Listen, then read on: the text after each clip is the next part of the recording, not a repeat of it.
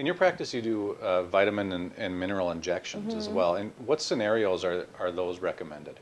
Well, certainly as somebody who I'm very concerned about their ability to absorb the vitamins orally, there are a lot of new preparations like sublingual, so they'll put it under the tongue, or drops. So sometimes I'll have success with that, and somehow they'll absorb it.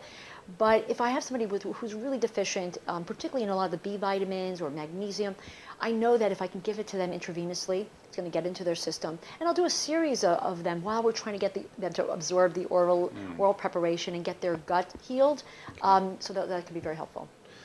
One of the other services you offer is detoxification. How often should people consider that or look into that? You know, it's a great question, because the right answer is that we should be detoxing every day. Okay. Because we live in a very toxic environment. We're exposed to things, not just environmentally, but also through our food supply. Even if we think we're eating organic, even if we think we're doing the best we can, you know, we are really sort of toxic. Sure. So the answer is that we should be thinking about detox every single day. You know, what we're putting in our body, what supplements we're taking. But, you know, in terms of a more formal type of detox program, you know, I would say at least several times a year, it's important to embark in that kind of thing. And the type of detox program that I have is a very simple program. It's 14 days, which I think most people can do.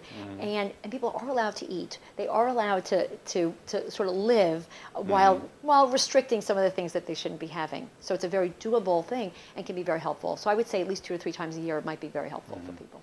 And when you're talking about detox, there's a lot of over-the-counter products that people can get too. Is there a danger in that, and how much professional help should you have when you do a detox? You know, I think beyond the quality of the products, I'm not familiar with all of the ones that are on over-the-counter, but beyond that, a lot of people experience symptoms during the detox. If they're very toxic, they'll feel really bad on the detox program, and it may not be the supplement itself, it may just be what that person is going through. So I think it's very important to be under the care of somebody who's familiar with the detox program and what it means to the body.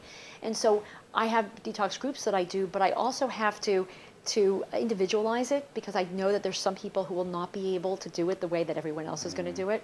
So I think that's why it benefits to be under the care of somebody while you're going through that. And in your experience, what are some of the more beneficial detox methods that you've seen? You know, I think that just in general, if you're doing some shakes that provide protein and some of the important herbs and supplements that can help the liver work better, those tend to be great detoxes. There's some pills that you can take if you don't want to do shakes and things like that. But definitely, part of detox is really eliminating the things that are toxic to you.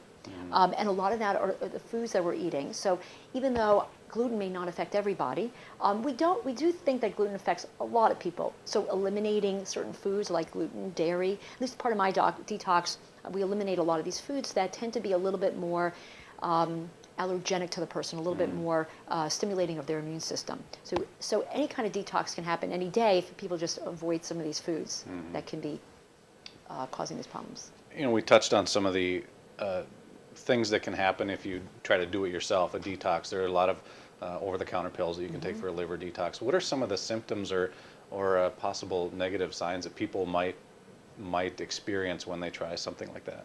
Well, from what I've seen, the most common symptoms would be GI upset, decreased appetite, nausea, lightheadedness, severe fatigue. I've had people tell me that they couldn't get out of bed when they started the detox.